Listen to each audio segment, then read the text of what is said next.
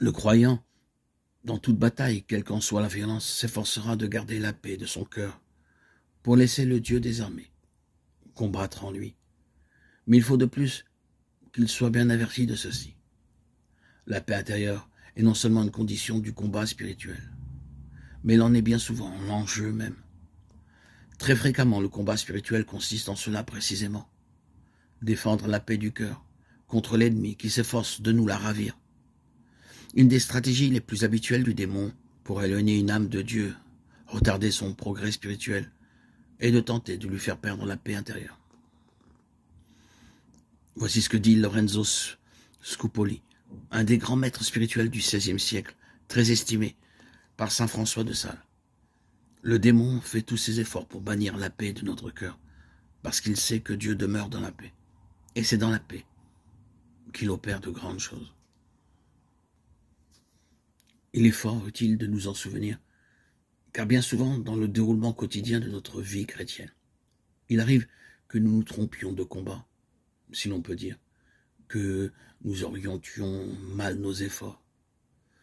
Nous combattons sur le terrain où le démon nous entraîne subtilement et où il peut nous vaincre, au lieu de combattre sur le véritable champ de bataille où, par contre, avec la grâce de Dieu, nous sommes toujours sûrs de vaincre.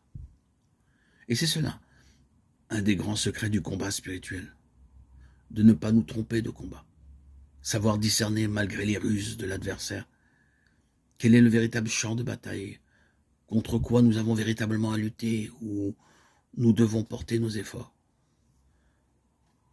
Remporter le combat spirituel signifie vaincre tous nos défauts, ne jamais succomber à la tentation, n'avoir plus de faiblesse et de défaillance. Ce n'est pas cela remporter le combat spirituel. Sur ce terrain-là, nous sommes immanquablement vaincus. C'est une évidence. Car qui de nous peut prétendre ne jamais tomber?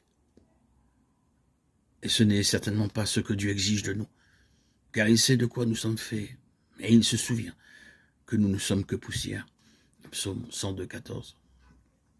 Le véritable combat spirituel, au contraire, plutôt que la poursuite d'une invincibilité ou d'une infaillibilité absolument hors de notre portée, consiste principalement à apprendre à accepter, sans nous décourager pour autant, de tomber parfois, à ne pas perdre la paix de notre cœur quand il nous arrive de chuter lamentablement, à ne pas nous attrister excessivement de nos défaites et à savoir profiter de nos chutes pour rebondir plus haut.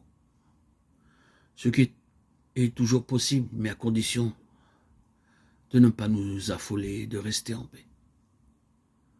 On pourrait avec raison énoncer ce principe. Le premier but du combat spirituel, ce vers quoi doivent tendre nos efforts, en premier lieu, ce n'est pas d'obtenir toujours la victoire sur nos tentations, nos faiblesses, mais c'est plutôt d'apprendre à garder son cœur en paix en toutes circonstances, même en cas de défaite. C'est seulement comme cela que nous pourrons rejoindre l'autre but, qui est l'élimination de nos chutes, défauts, imperfections, péchés. Car cette victoire-là, nous devons la vouloir et la désirer, mais en sachant bien que ce ne sont pas nos forces qui nous l'obtiendront, et donc ne pas prétendre l'obtenir immédiatement.